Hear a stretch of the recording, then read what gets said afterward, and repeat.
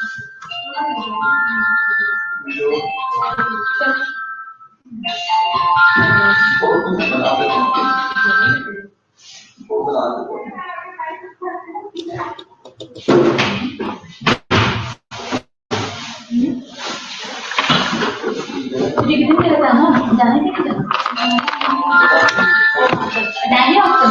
यार कोई रुबीना को बुला दे, मुसीबत इसका फोन।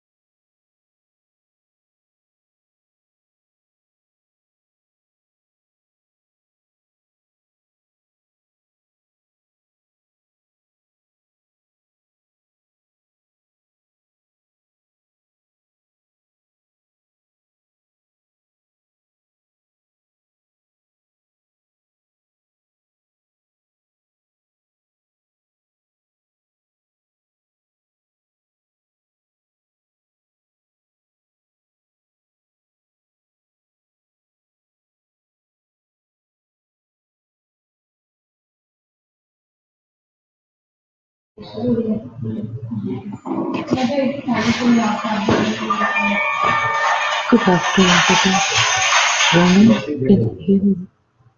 आप मुझे सुन सकते हो?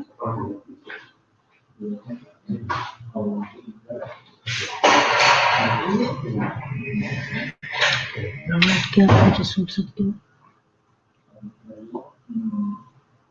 Can you hear me, beta? Hello? Hello? Hello? Ronald? Can you hear me, beta?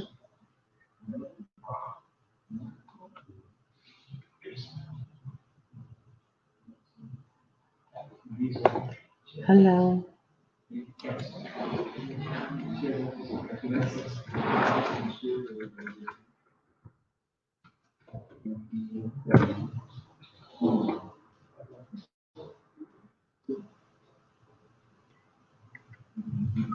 Alright, then call others. बाकियों को भी बुलाओ. उनको बोलो आ जाओ. Good, thank you. लेकिन अब बाकियों को कॉल करो, बोलो आ जाओ.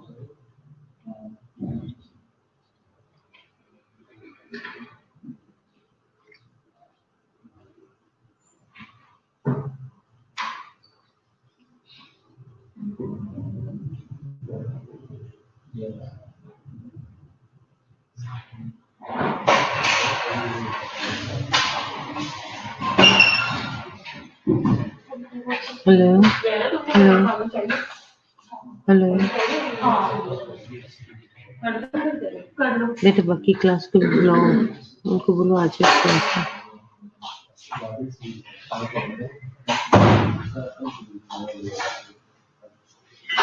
Good evening Julius.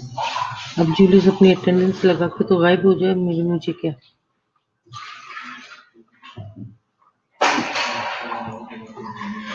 Good evening बेटा, सारों को बुलाओ.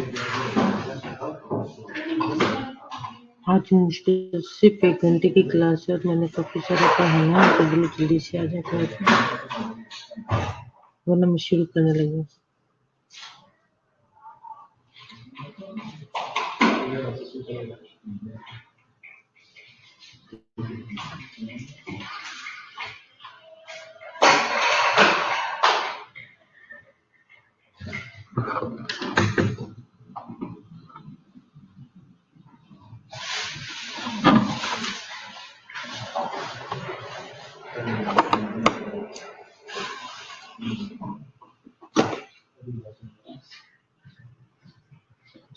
सिद्धराज जमील, गुड आफ्टरनून बेटा. बाकियों को बुलाओ जल्दी से, काफी सारा आज पढ़ना है.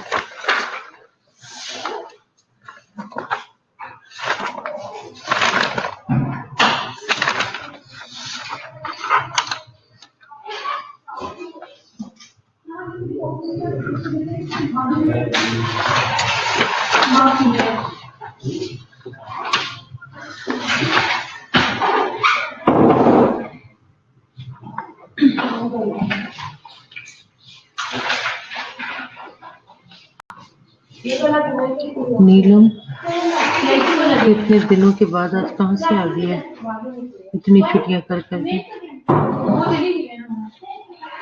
अच्छा, चली नहीं रही है वैसे ही, वो अटेंडेंस के लिए. लुबाना नहीं है.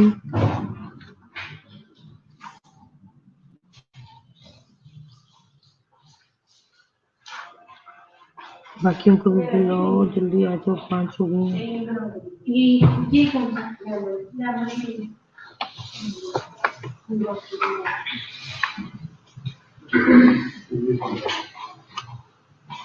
हसमा भी आ गई खुद का.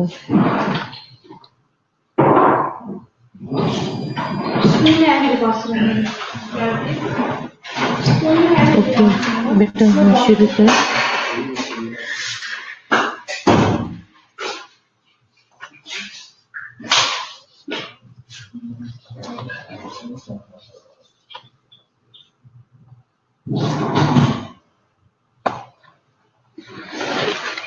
ओके,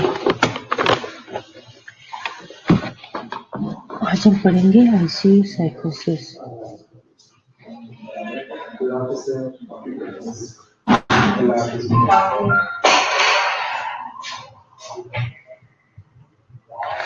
ठीक है, हमारा ये टॉपिक हम लोगों ने नहीं पढ़ा ना, आईसीयू साइकोसिस का.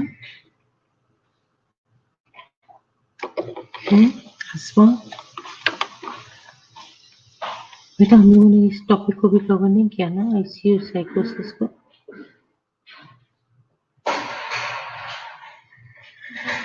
यस और नो, कोई तो जवाब दो।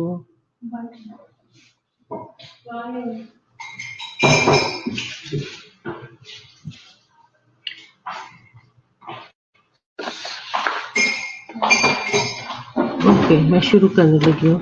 आईसीयू साइकोसिस, ठीक है, ये बहुत कॉमन है और इम्पोर्टेंट भी है, क्योंकि मेरे ख्याल से लास्ट नहीं तो फिर उससे लास्ट ईयर में क्वेश्चन आईसीयू साइकोसिस पे आया था, नहीं पढ़ा। ओके, सो आईसीयू साइकोसिस क्या होता है? आईसीयू साइकोसिस is a disorder in which patient is in intensive care unit, ठीक है। ये इंटेंसिव केयर यूनिट में होता है या फिर आप कह लो सिमिलर हॉस्पिटल सेटिंग में होगा। और वो क्या एक्सपीरियंस करता है? ज़ाहिर है हॉस्पिटल में वो सवाए मशीनों को देखने के ना कोई फूल पत्तियाँ नजर आ रही ना कुछ, एक ही चीज को, एक ही मशीनरी की आवाजों को सुन सुन के, एक ही जैसे लोगों को देख देख के पेशेंट वैसे ही साइकोटिक हो जाता है, राइट।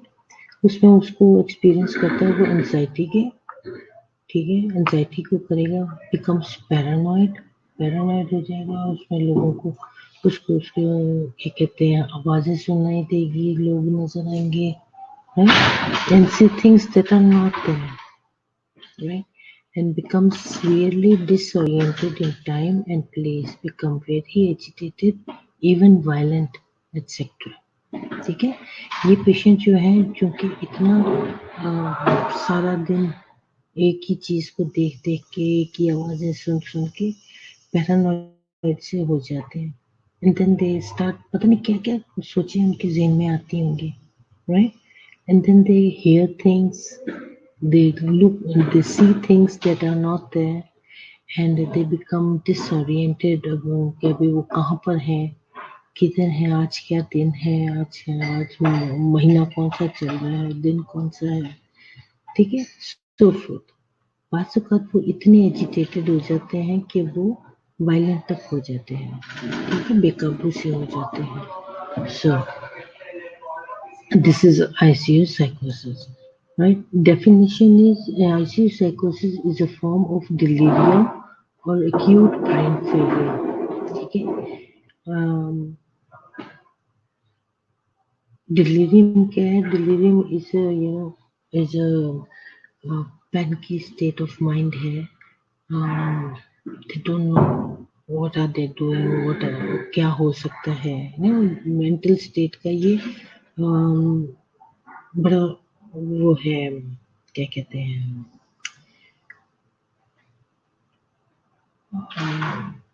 सीवियर किस्म का ना मेंटल डिसऑर्डर हो जाता है, ठीक है, जिसमें जो आपका ब्रेन है वो it became an acute failure. Organic factors हैं इंक्लूडिंग डिहाइड्रेशन हो सकती है, हाइपोक्सिया हो सकता है, hypoxia is low blood oxygen, then can become heart failure, क्योंकि कार्डियक आउटपुट जो है वो काफ़ी नहीं है उनके लिए, इन्फेक्शन हो सकता है। कुछ ड्रग्स ऐसे होते हैं जो कि डिलीरियम कॉज करते हैं, कंट्रीब्यूट करते हैं उसको, डिलीरियम पेशेंट जो है वो डिलीरियम में चला जाता है।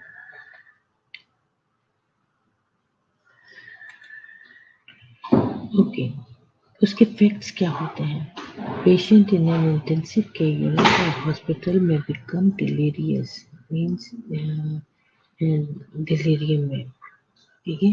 Now we will ask what is delirium? It's mental state जो है वो उनकी ठीक नहीं रहती है, they become mentally proper upset, और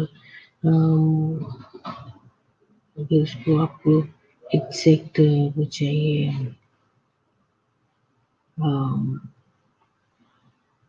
डेफिनेशन,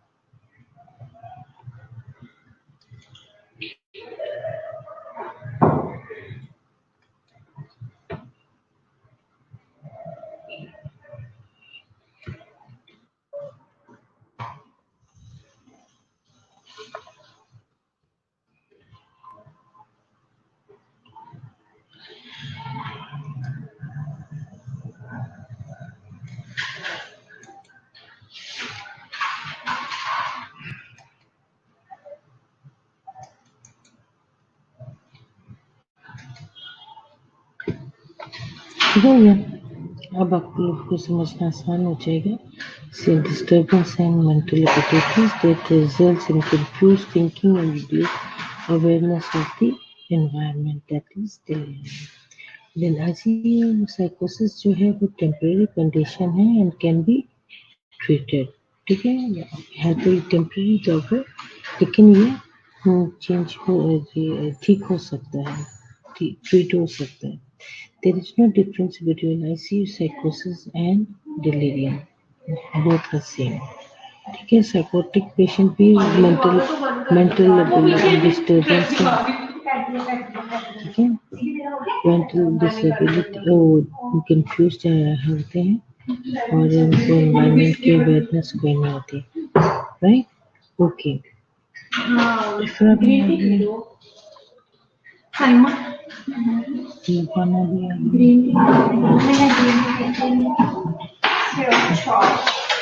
okay.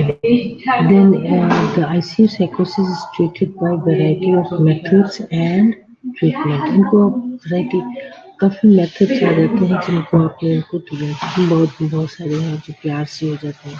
कुछ को आप क्या कहते हैं थोड़ा सा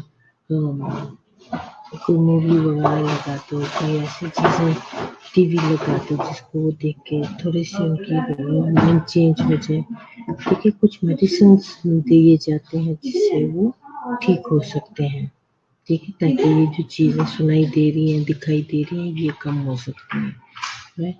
Then ICU psychosis is an increasingly prevalent problem and may occur at the times during recovery from an acute illness or traumatic event. कोई भी ट्रॉमेटिक इवेंट हो सकता है, for example like accident and all, ठीक है, वो events हो सकते हैं। कोई बहुत एक्यूट इलनेस की वजह से हो सकती है। सो आप क्या करते हैं कि इन पेशेंट्स को आप उनको रिकवर कर सकते हो बाय द ट्रीटमेंट।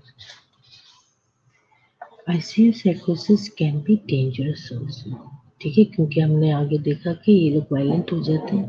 सो इनको अगर ट्रीट किया जाए तो फिर तो ठीक है, लेकिन अगर इनको आप ट्रीट ना करोगे तो they can become dangerous also.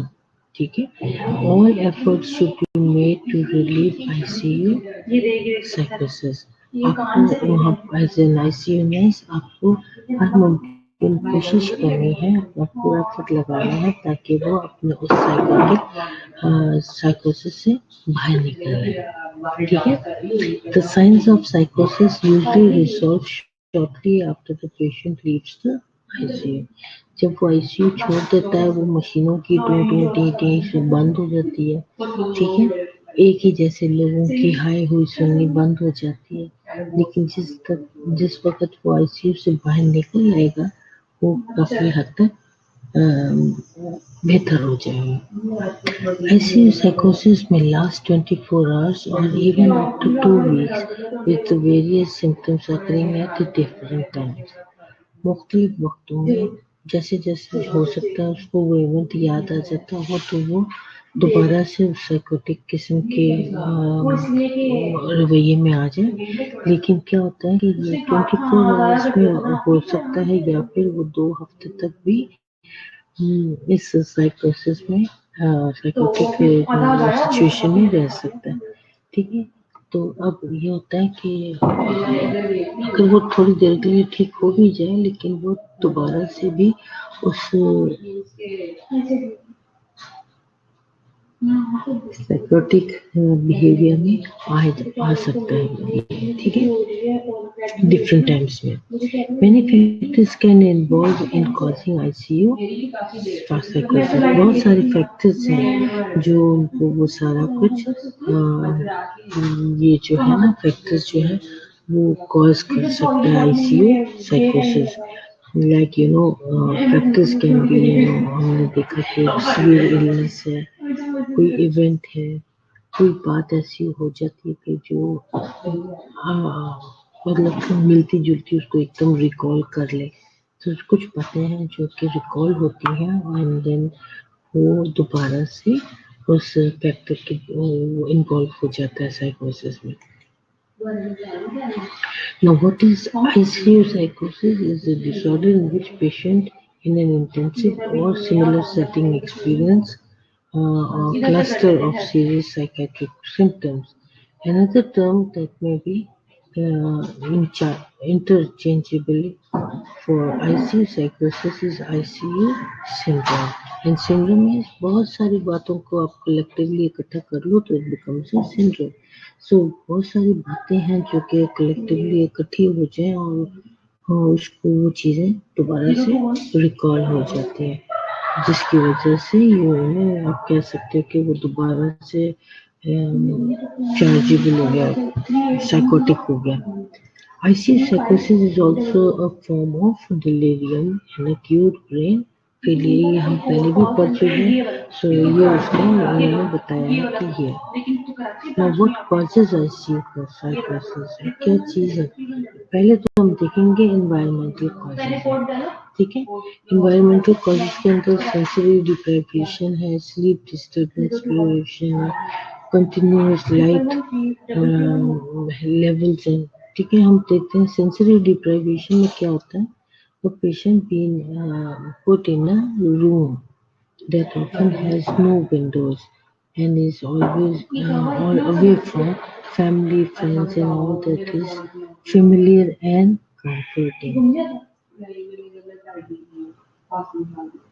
अब उसने कहा कि एनवायरमेंटल कॉजेज में सेंसरी में ये होता है कि पेशेंट जो है वो क्या किया जाता है, उसको एक ऐसे कमरे में हम शिफ्ट कर दिया जाता है जिसकी ना कोई खिड़की है ना कोई बस एक दरवाजा जिससे आ रहे हैं और जा रहे हैं सारे. ठीक है, फिर वो अपने फैमिली, फ्रेंड्स और दूसरे लोगों को जिनसे जो इनके अपने जानने वाले हैं उन लोगों को वो नजर नहीं आ रहा है. इंटेंसिव केयर है जनाब, यहाँ पर किसी ने नहीं आना सवाए स्टाफ के. सो इस वजह से भी वो थोड़ा सा उसकी वजह बनती है. Then sleep disturbance and deprivation में क्या होता है? The constant disturbance of noise with the hospital staff. ठीक है, हॉस्पिटल स्टाफ का डिस्टर्बेंस है. जैसे मैं यहाँ की डिस्टर्बेंस मैं चाहती हूँ कि मैं यहाँ बैठ के क्लास ले लूँ, लेकिन लोगों का शोर खामखा फजूल में बातें. ठीक है ना, इसी तरीके से हॉस्पिटल में भी स्टाफ जो स्टाफ लोग हैं वो आपस में खड़े होकर एक दूसरे के साथ बातचीत करते रहते हैं, नींद खराब होती है. ठीक है, फिर वो मशीनरी की आवाज बार बार आ रही है, वो डिस्टर्बेंस है. फिर नर्स आ रही है बार बार वाइटल साइन चेक करने के लिए, वो एक नींद खराब कर देती है कि फिर और कुछ नहीं तो जब दवाई का टाइम हो गया उठो और दवाई खाओ टाइम पर, और कुछ नहीं दवाई भी टाइम पर खानी है उसके लिए भी उसको उठना है. सो क्या है कि वहाँ पे कोई आराम करने ही नहीं देने देता. हर कोई अपना अपनी बोली बोलता है. ठीक है, continuous light level, continuous disturbance of normal borrow levels with light on continually, no reference to day or night. अब क्या है कि कंटिन्यूस लाइट ऑन ही रहती है. आप जब भी जाओ वो आईसीयू में आपको सारी लाइट्स ऑन मिलती हैं और आपको भी लाइट्स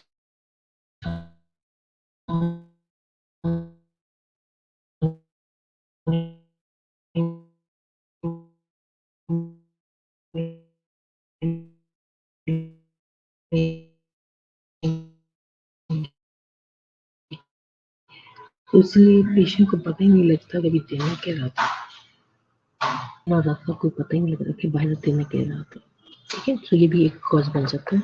हर वक्त उनको समझ में नहीं आता कि क्या है. Then there is stress. ठीक है, स्ट्रेस में क्या होता है कि patient in an ICU frequently feel almost total loss of control over their life. इसलिए वो स्ट्रेस में रह जाते हैं. उनको अपने अपने ऊपर अपनी जिंदगी पर कोई वो कंट्रोल ही नहीं रहा.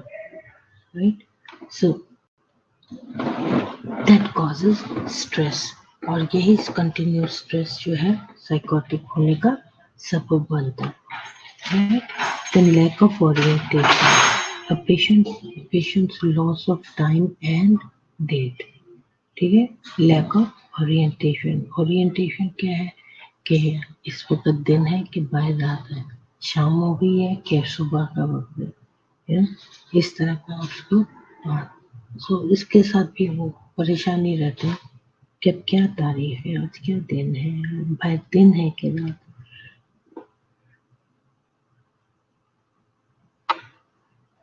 सो एनवायरनमेंट में हम देख सकते हैं कि it is lack of orientation. Then medical monitoring में कंटिन्यूअस वाइटल साइंस की टीपी सुनाई देती रहती है। ठीक है, तो ये जो नॉइस है मॉनिटरिंग डिवाइसेस की, वो क्या करती है, it produces disturbing and create sensory overload. तो ये भी एक वजह बनती है। सो अभी तक हमने देखा कि पहला स्ट्रेस फैक्टर क्या था हमारे पास। First the cause was environmental cause, that's the first cause. और उसके सब पॉइंट्स में हम देखते हैं सेंसरी है, जिसमें वो अपने फैमिली फ्रेंड्स से दूर है। Then comes the sleep disturbance है, क्योंकि हर वक्त की शोर शराबे की वजह से पेशेंट सो नहीं पाता। कंटिन्यूस लाइट ऑन है, इसलिए वो दिन और रात का कोई हिसाब ही नहीं है उसका, राइट। फिर जो फोर्थ पॉइंट है दैट इज स्ट्रेस। स्ट्रेस किस बात से हो रही है, frequently feel almost lost control over their life. ठीक है, अपनी जिंदगी के ऊपर उनका अपना कोई बस नहीं चल रहा। And then comes the lack of orientation of day and night। क्या टाइम है, क्या दिन है, क्या दिन है कि रात है, सो ठीक है, orientation. Then comes the medical monitoring में आपको ये डिवाइसेस की टीपी वाइटल साइंस है, मेडिसिन है, ठीक है, ये सारी चीजें डिस्टर्ब करके आपकी ना नींद पूरी करती हैं और शोर रहता है। ठीक है, so all these factors causes psychotic problem. Then comes some medical cause. क्या हो सकती है मेडिकल कॉज में, pain which may not be adequately controlled in an ICU. ठीक है, और इसमें क्या होता है, उन्होंने कहा है कि पेन जो है वो एडिक्वेटली वो नहीं हो पाता कंट्रोल। अब क्रिटिकल इल पेशेंट्स जो है ना, इलनेस जो है, ठीक है, उसकी the pathophysiology of the disease, illness और traumatic event, the stress on the body during an illness can cause variety of symptoms. बहुत सारी चीजें मिलके एक सिंड्रोम बना लेती हैं, जिसके अंदर आपके पास पेशेंट हो सकता है किसी क्रोनिक इलनेस के साथ आपके पास आ गया, बहुत ज्यादा तकलीफ के साथ आ गया, ठीक है, या फिर वो कैसी चोट, ऐसी ट्रॉमेटिक इवेंट था कि उसको उसको चोट लगी है, ठीक है, क्रिटिकल कंडीशन में है, या खुदा ना खास्ता एक्सीडेंट हो गया है, तो उसमें भी हम देख सकते हैं कि पूरी वजह बन जाती है। That it can cause variety of symptoms. Variety of symptoms में या तो बहुत ज्यादा दर्द है, सांस लेने में तकलीफ है, हाथ पाँव हिलाने में तकलीफ है, या जो भी इसको जिस किस्म की भी तकलीफ चोट आई है उसको उसकी वजह से, ठीक है। अब ड्रग रिएक्शन और साइड इफेक्ट, मेडिकेशन में हो सकता है उसको साइड इफेक्ट हो गया किसी मेडिसिन का। The administration of medication typically given to the patient in hospital setting that they have not taken before। पहले उसने कभी ये दवाई ली नहीं थी, अब उसने वो दवाई ले ली है उस सेटिंग में, तो उसकी तबीयत ज्यादा खराब हो रही है, क्योंकि फर्स्ट टाइम बगैर किसी टेस्ट डोज के उसको दे दिया हो सपोज, ठीक है, तो उसकी वजह से जो है पेशेंट के ये भी एक कॉज बन जाती है। सो हमने पहले देखा एक क्रिटिकल इलनेस है, दूसरा हमने देखा मेडिकेशन है। The third one is infection. ठीक है, इन्फेक्शन क्या करेगा आपका, सबसे पहली चीज आपका फीवर क्रिएट करेगा। सो creating fever and toxins in the body will also cause stress medication की वजह से। और स्ट्रेस जो है वो आपका साइकोटिक होने का जरूरी बन जाता है, वो आप आप साइकोटिक से हो जाते हो, ठीक है, चिड़चिड़ी से, बदमजाज से। मेटाबॉलिक डिस्टर्बेंस में इलेक्ट्रोलाइट इम्बैलेंस हो जाने की वजह से, ठीक है, हाइपोक्सिया की वजह से, या फिर एलिवेटेड लिवर एंजाइम की वजह से एक कॉज बन जाता है। These are medical illness, ठीक है। Then comes the heart failure.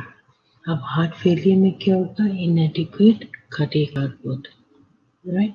इनएडिक्वेट output की वजह से हार्ट फेलियर हो गया। हार्ट फेलियर हो गया तो पेशेंट हॉस्पिटल में एडमिट है। जब हॉस्पिटल में एडमिट है तो फिर वो क्या कर रहा है? आपको क्या कहते हैं, आप किसी रिश्तेदार को मिल सकते हैं, आपका आईसीयू में आना रिश्तेदारों का मना है, ठीक है। तो पेशेंट पे क्या हमने देखा, इन्वायरमेंटल फैक्टर भी बीच में आ जाते हैं। क्यूमुलेटिव एनाल्जेसिया, अब वो क्या है? It is the inability to feel pain while still conscious.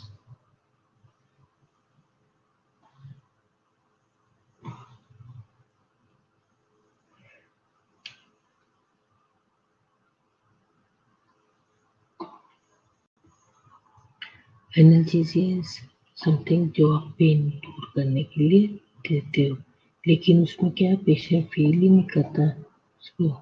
अब जब तक वो जाग रहा है उसको पेन फील ही नहीं हो रहा है। फिर उसके बाद डिहाइड्रेशन है। पेशेंट डिहाइड्रेशन में भी ब्रेन आपका साथ नहीं दे रहा होता। पेशेंट जो है एनपीओ है सपोज, ठीक, तो फिर वो उसमें भी पेशेंट जो है साइकोटिक हो रहा होता है। So this is also one of the causes. So हम देख सकते हैं कि मेडिकल कॉजेज में क्रिटिकल इलनेस है, मेडिकेशंस है, इन्फेक्शन है, metabolic disturbance, heart failure and cumulative analgesia है, एंड डिहाइड्रेशन है। ये कॉजेज बनते हैं आपके मेडिकेशन के अंडर। अब हम देखेंगे what are the symptoms of ICU साइकोसिस के सिम्टम्स क्या होंगे, ठीक है। The cluster of psychiatric symptoms of ICU साइकोसिस जो है वो इंक्लूड करते हैं एक्सट्रीम एक्साइटमेंट को करेगा। पेशेंट एकदम एक्सट्रीमली एक्साइटमेंट में चला जाएगा, वो पता नहीं क्या हो गया। सो एंजाइटी है, ठीक है। बाज़ औक़ात एंजाइटी को दूर करने के लिए लोग फजूल किस्म के अपने एक्साइटमेंट दिखा रहे होते हैं, ठीक है, जिससे पता लगता है कि अभी नहीं, ऐसी कोई बात नहीं है, जस्ट प्रिटेंडिंग, राइट। फिर रेस्टलेसनेस है।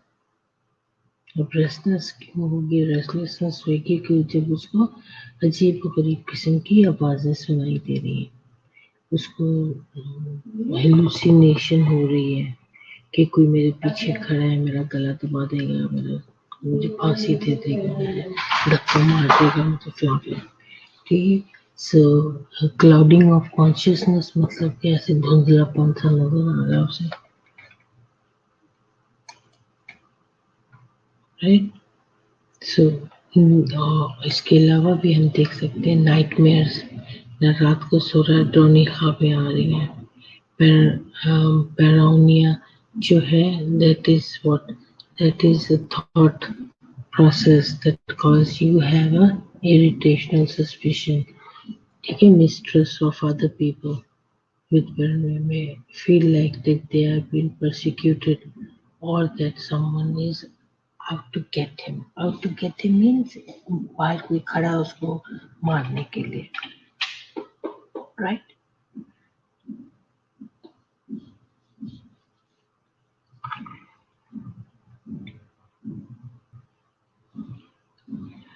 So इसके अलावा हम देखते हैं कि दे आर वेरी डिसोरिएंटेड हो जाते हैं। दे आर डिसोरिएंटेड का तो आपको पता है कि they are not oriented.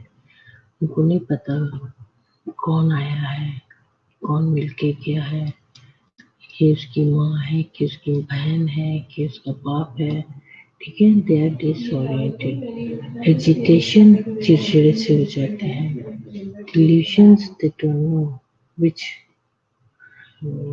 side to go. Delusion है, ये मानो के ना मानो, इसके हाथ से दवाई लूं कि ना लूं, राइट। देन एक नॉर्मल बिहेवियर में आपको पता है नॉर्मल बिहेवियर क्या होता है कि when somebody talks to you, you listen, you do exactly what is told to you, right? वो नॉर्मल एटीट्यूड है, नॉर्मल बिहेवियर है। Fluctuating level of consciousness which includes aggressiveness or passive behavior। अब उनका जो मूड है वो fluctuate करता रहता है, फ्लक्चुएट है, आ रहा है और जा रहा है, आ रहा जा रहा है, ठीक है। जैसे बिजली फ्लक्चुएट करती है, कभी आ रही है, कभी तेज आ रही है, कभी कम आ रही है, कभी नहीं आ रही है, कभी चली गई है, कभी आ गई है, हाँ? तो इंसान का जो कॉन्शियस लेवल है वो भी फ्लक्चुएट करता है, बिल्कुल इस बिजली वपड़ा की बिजली की तरह। ठीक है जी। वो इसलिए क्योंकि अभी वो खुश नजर आ रहा है, एक्साइटमेंट नजर आ रही है, अभी एकदम वो डल हो गया, फिर एकदम आपको क्या कहते हैं वरिड नजर आएगा, फिर आपको आप जो बता रहे हैं कि ये पेशेंट किस कहता है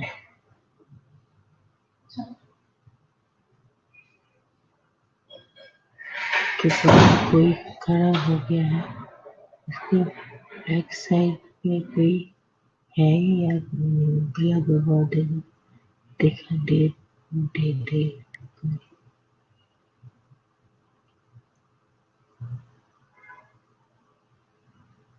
ये नॉर्मल लोगों के साथ बेटा, ये नॉर्मल बच्चे ये बेचारे जब दाखिल होते हैं तब तक तो नॉर्मल होते हैं, वहाँ हॉस्पिटल में पड़े पड़े ही साइकोटिक हो जाते हैं। अब वो साइकोटिक क्यों हो जाते हैं उसके मैंने आपको कॉजेस बताए हैं, एक एनवायरमेंटल फैक्टर है और एक मेडिकेशन है, ठीक है। अब उसमें मेडिसिन में आपके आ जाता है ये मेडिकल इलनेस आ जाती है सारी, ठीक है। एक एनवायरमेंटल है और एक मेडिकल इलनेस है। अब उसमें पेशेंट अगर जो थोड़े जो एक दो दिन के लिए हो जाता है वो नहीं साइकोटिक होंगे, साइकोटिक वो हो जाते हैं जो काफी अरसे से हॉस्पिटल में पड़े हुए हैं, एक ही कमरे में पड़े हुए हैं, उनको और कुछ नहीं सिर्फ सवाई चार दीवारी के और मशीनों के कुछ नहीं दिखाई दे रहा, ठीक है। खा लिया, मेरे लिए आ गया, थैंक यू। कुरकुरे, ठीक है। अब उनको कुरकुरे देने वाला कोई नहीं होता, नाक मुंह में मशीनें डली हुई है उनके,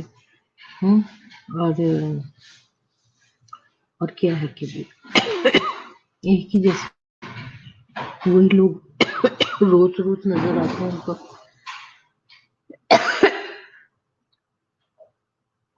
एक ही जैसे लोग नजर आते हैं। माँ बाप बहन भाइयों से मिलने की इजाजत नहीं है क्योंकि इन्फेक्शन आएगा, इसलिए वो क्या होते हैं चिड़चिड़े हो जाते हैं, ठीक है। इनके नॉर्मल बिहेवियर हट के ये या तो चुप करके खामोशी से दाएं बाएं देखते रहो और वो कुछ भी नहीं कर सकते, then they become psychotic, ठीक है।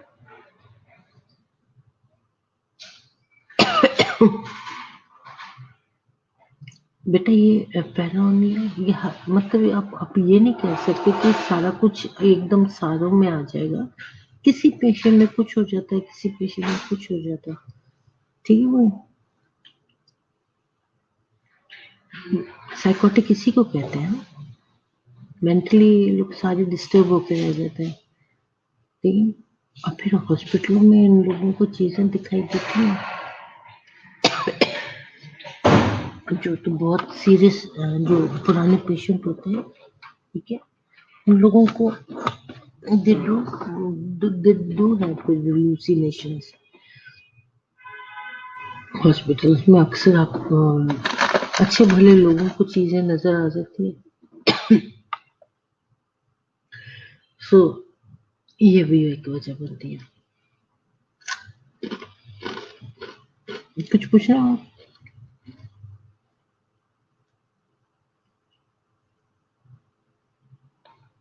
ठीक हो गया।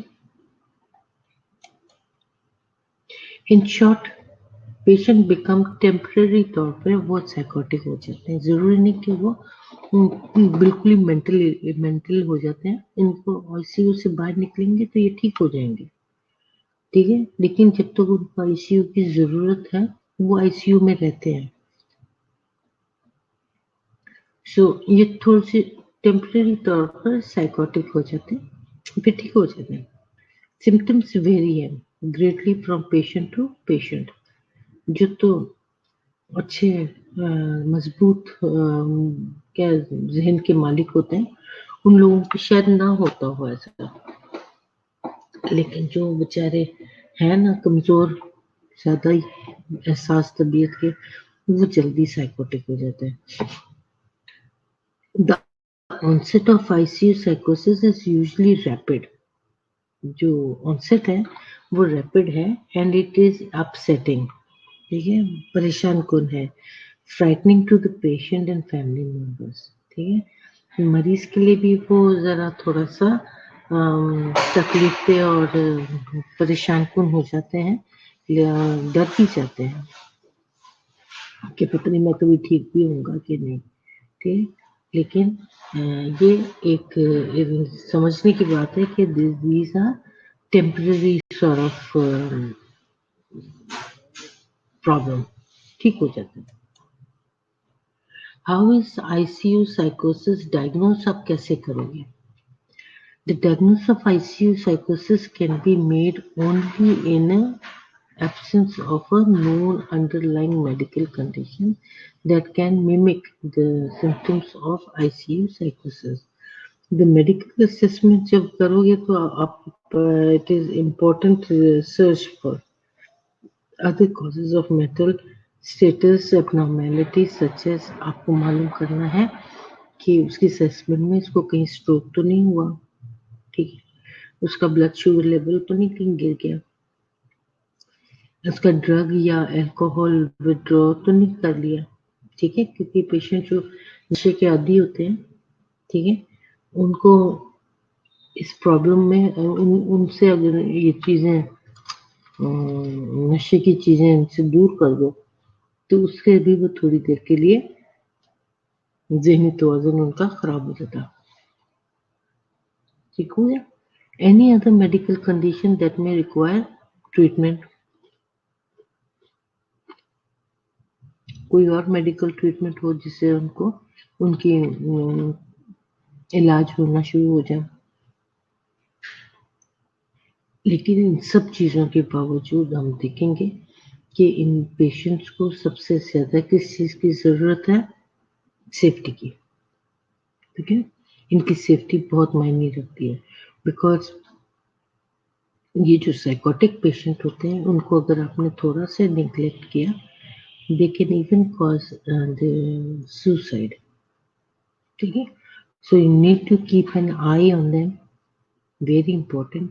जो सबसे बड़ी बात है आपने उन पर नजर रखनी है इन पेशेंट्स पर, ताकि ये कोई गलत कदम ना उठा लें, ना अपने लिए ना दूसरों के लिए। अब इनको आप ट्रीट कैसे करोगे? How will you treat them? किसी भी चीज को, किसी भी बीमारी को ट्रीट करने के लिए सबसे जरूरी है कि you need to find out the cause, ठीक है, अपने कॉज फाइंड आउट करना है। बहुत दफा ऐसे होता है कि एक्चुअल कॉज ऑफ साइकोसिस इन्वॉल्व्स इन मेनी फैक्टर्स, बहुत सारे फैक्टर्स में छुपा होता है साइकोसिस, and many issues will need to be addressed to relieve the symptoms, ठीक हो गया। बहुत सारी जो है ना साइकोसिस एक्चुअल कॉज जो है वो उनके अंदर फैक्टर्स छुपे होते हैं, साइकोसिस में जो फैक्टर्स होते हैं वो उसके अंदर छुपे होते हैं और उसको फाइंड आउट करना जरूरी है। Okay, will B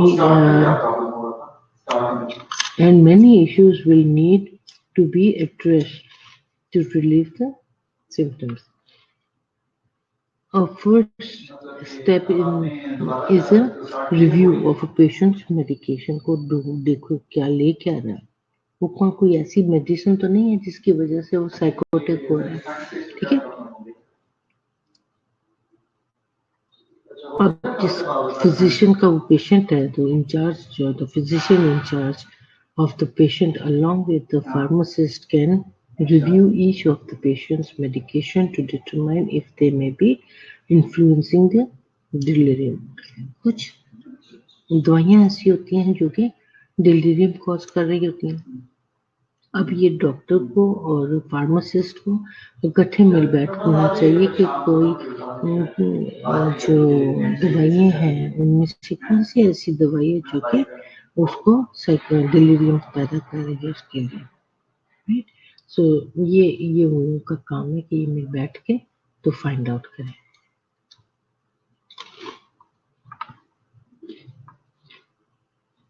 family members, familiar objects, calm words may help।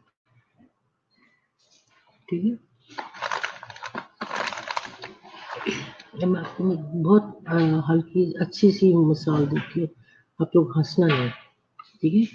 मेरे जो घर में बिल्ली है वो, हम उसको घर के अंदर आना मना, ठीक है। 2 बिल्लियां हैं और हम सारी बिल्लियों को घर के अंदर तो नहीं रख सकते। अब वो भाग के तो अंदर आ गई, बाहर ठंड है, अंदर अंदर थोड़ा सा घर गर्म होता है, इसलिए वो भाग के आ गई। एक बाहर वापस चली गई, एक अंदर ही रह गई। अब हमें नहीं था पता वो अंदर बुला रहे हैं, वो नहीं आई। किसी के पास जाके वो सोफे के नीचे छुप के बैठ गई, वो नहीं बाहर निकल रही। बड़े प्यार से भी बुला रहे, नहीं आ रही, दबक के बैठी हुई, मैंने नहीं आना। फिर मैंने अपने हस्बैंड को कहा, मैंने कहा वो सिर्फ आपकी बात सुनेगी और किसी की नहीं सुनते। मेरे हस्बैंड ने अपना खाना नाश्ता छोड़ के उठे हैं और उठ के जाके से हल्की सी आवाज दी है तो एकदम जंप लगाती हुई वो उछलती कूदती और उनके पास आ गई, ठीक है। सो क्या है, फेमिलियर ऑब्जेक्ट होते हैं, फैमिली मेंबर्स होते हैं। अब ये ऑब्जेक्ट जो है, अब आप देखो तो हम जैसे अब हो सकता है आप अपने तकिए के बगैर ना सोते हैं, लेकिन जैसे आपको आपका तकिया मिल जाए आप कहते हो अब ठीक है ना।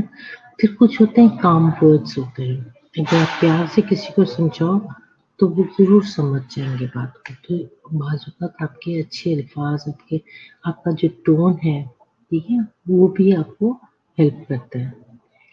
Next is sleep deprivation. बहुत सारे लोगों का कंट्रीब्यूटिंग फैक्टर, मेजर फैक्टर है स्लीप, ठीक है। So therefore provide quiet and restful environment to allow the patients optimal sleep is important. बहुत जरूरी है मरीज का सोना भी। वो नहीं सोएगा तो चिड़चिड़ा होता रहेगा और इस किस्म की हरकतें करता रहेगा, साइकोटिक तो होगा ही, ठीक है। तो हमने उसके फैक्टर्स में देखा था एक स्लीप भी एक फैक्टर बनता है। सो आप उसके उस एनवायरनमेंट को थोड़ा सा कंट्रोल करें, देखो कि वो थोड़ी देर के लिए सो जाता है, उसको बार बार मत चलो, ठीक है। एक दफा हमने वाइटल साइन ले लिया, दोबारा देखने की जरूरत नहीं है। एक घंटे के बाद देख रहे हो, आप उसको चेंज कर सकते हो और 4 आवर्ली भी कर सकते हो, 2 आवर्ली भी कर सकते हो, ठीक है। लेकिन at least let the patient rest, right. फिर हमने उसके बाद हमने कहा कि आपके पास जो रिश्तेदार है उनको कम करो। अभी मरीज सोया नहीं होता, ऊपर से एक और आ जाता है हाल पूछने, फिर भी वो सोने लगता है तो एक और इसलिए। सो इसलिए आप पेशेंट के जो रिलेटिव हैं उनको आप थोड़ा सा होल्ड करें। देन कम्स डिहाइड्रेशन, ठीक है। डिहाइड्रेशन है जो आपके पास, आप उस डिहाइड्रेशन के लिए पेशेंट को कुछ फ्लूइड वगैरह दो अगर तो अलाउ है, ठीक है। आईवी फ्लूइड्स एनपीओ है तो आप आईवी फ्लूइड्स दे सकते हो। हार्ट फेलियर है तो उसकी ट्रीटमेंट के लिए डिजिटैलिस वगैरह है, ठीक है। इन्फेक्शन है तो उससे आप उसको डायग्नोज करो, ट्रीट करो। सेडेशन दो अगर एंटीसाइकोटिक एजेंट में अगर हेल्प कर सकता है तो, ठीक है। हाँ, और क्या हमने लिखा उसके मेडिकेशन में, पेशेंट की सेटिंग में साइकोसिस है तो पैराडोल आप दे सकते हो या अदर मेडिकेशन जो भी एंटीसाइकोटिक मेडिकेशन है वो दे सकते हो। अब ये जो ट्रीटमेंट है उसका मैंने आपको पहले भी बताया था, अगर आप गौर करो तो आपको ये सारे वो फैक्टर्स हैं जो हम शुरू में पढ़ते आए हैं, ठीक है ना। अगर आप उसके साइन सिम्टम्स को और उसके फैक्टर्स को अच्छे तरीके से याद कर लेते हो तो बेटा ये ट्रीटमेंट कहीं नहीं गया। आप एक फैक्टर को पकड़ के उसको आप जो फैक्टर कॉज कर रहा है ना उसको दूर कर दो, आपका पेशेंट के ट्रीटमेंट हो जाएगी, ठीक हो गया। इसी तरह आपको रटने की जरूरत भी नहीं पड़ेगी। It should be understood that in saving his life in the critical environment, ठीक है, क्रिटिकल एनवायरनमेंट में अगर आपने जान बचानी है, सो आईसीयू साइकोसिस sometimes may be a small price to pay for cutting edge, ठीक है। छोटे से एज, जैसे आप लोगों ने सैंडविच बनाने के लिए अच्छे से किनारे बनाने हैं तो इस तरीके से आप कर सकते हो, थोड़ा सा एज काटने की precise medical life saving measures use कर लो, दैट्स ऑल, ठीक हो गया।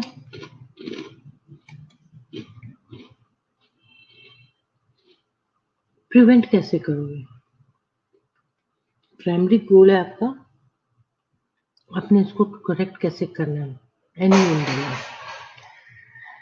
पेशेंट की हेल्थ को रिस्टोर करने के लिए या उसके नॉर्मल एक्टिविटीज को वापस लेकर आने के लिए आप क्या करोगे? टू हेल्प प्रिवेंट आईसीयू साइकोसिस में क्रिटिकल केयर यूनिट ठीक है, using more liberal visiting policies. जो भी आपके पास लिबरल विजिटिंग पॉलिसीज जो भी बनी हुई है उसको आप इस्तेमाल करो, उसको टाइम दो, प्रोवाइड पीरियड्स फॉर स्लीप, ये उसका आराम करने का वक्त है, कोई भी नहीं आ सकता, उसको सोने दो, कोई जरूरत नहीं है वाइटल साइन लेने की, मॉनिटर चल रहे हैं, पता लग जाएगा, ठीक है ना। तो आप उसको सोने का मौका दो। आप protect the patients from unnecessary excitement. जब हम बात करते हैं एक्साइटमेंट की, तो एक्साइटमेंट दो किस्म की होती है, ठीक है। एक खुशी की एक्साइटमेंट होती है, एक बैड खबर की एक्साइटमेंट होती है। एक्साइटमेंट कोई भी हो, उससे आप पेशेंट को अवॉइड करो। अच्छी खबर सुन के तो कोई भी नहीं, किसी की तबीयत खराब नहीं होती, लेकिन बुरी खबर जो है उससे पेशेंट थोड़ा सा क्या हो जाता है, हमें एक्साइट हो जाता है, अलर्ट हो जाता है, डिस्टर्ब होके रह जाता है, ठीक है। Minimize shift changing in the nursing staff caring for the patient, orienting the patient to the date and time. अब जो होते हैं ना, एक पेशेंट फेमिलियर हो जाता है अपने स्टाफ के साथ, राइट। अब जब स्टाफ चेंज हो जाता है तो पेशेंट थोड़ा सा डिस्टर्ब हो जाता है कि इसको मैंने नहीं उसको बता रहा कुछ, राइट। पेशेंट खामोश होकर रह जाता है। सो पेशेंट जो जो तो स्टाफ है ना वो अपने पेशेंट को बहुत अच्छे तरीके से जानते हैं, राइट। सो बार बार स्टाफ को बहुत ज़्यादा चेंज नहीं करो, ये फिर देन पेशेंट को आप ओरिएंट करो, आज क्या दिन है, आज ये दिन है, आज ऐसा दिन है, बारिश हो रही है, आज धूप निकली है, ठीक है, आज फ्राइडे है, आज अभी इस वक्त सुबह का वक्त है, अभी दोपहर है, सख्त गर्मी पड़ रही है बाहर, इस वक्त सर्दी पड़ रही है, जो कुछ भी है, you need to orient the patient का date and time. Reviewing all medical procedures with the explanation about what to expect.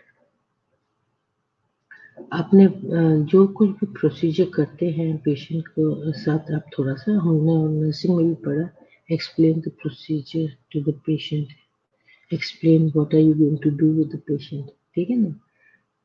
तो पेशेंट भी इन टच रहता है। आप बातचीत, हम लोगों में ना बात करने का रिवाज ही खत्म हो गया, we don't give time to the patient, ठीक है। तो पेशेंट के साथ थोड़ी सी गुफ्तगू करना जरूरी है।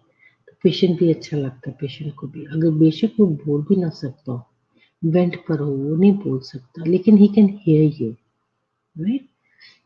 Then asking the patient if there is any question or concern, ask him or her, जो भी है, ठीक है, उससे पूछो कि वो कोई सवाल पूछना चाहता है या कोई बात करना चाहती है, जो कुछ भी है, ताकि पेशेंट भी अपने आप को जरा अच्छा फील करता है कि कोई मेरे साथ बातचीत कर रहा है, वरना वो इसी तरीके से अकेला पड़ा पागल हो जाता।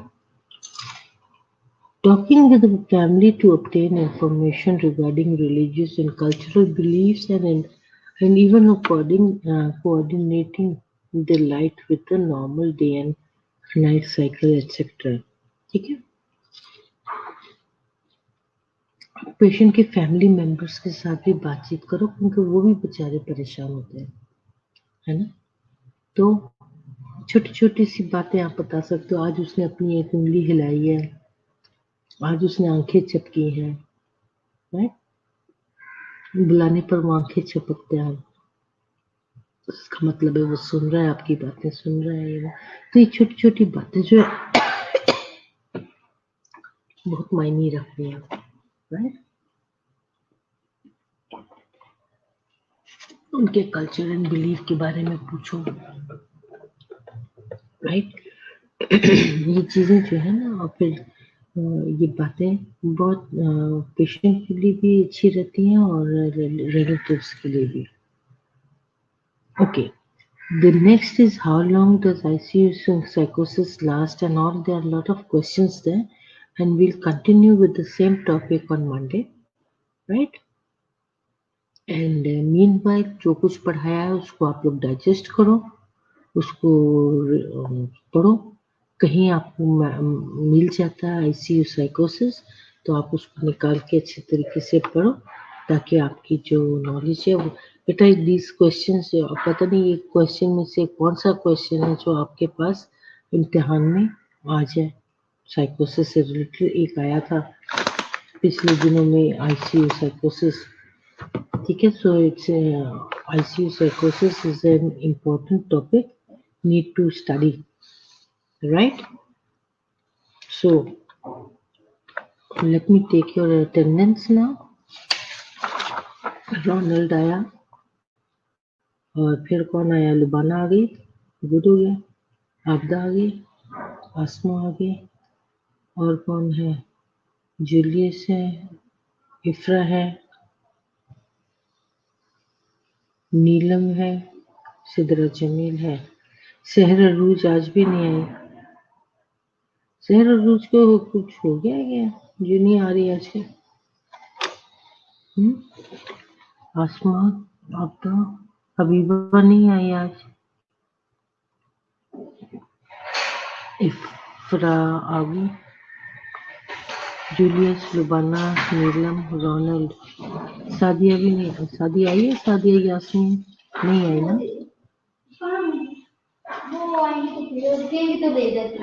सहर अरूज भी नहीं आई और सादिया जमील आई है। ओके देन, ये भी एब्सेंट है, ये भी एब्सेंट है। हबीबा क्यों नहीं आई आज? 1 2 3 1 2 3, ओके, 3 एब्सेंट है, 8 प्रेजेंट है। Okay dear,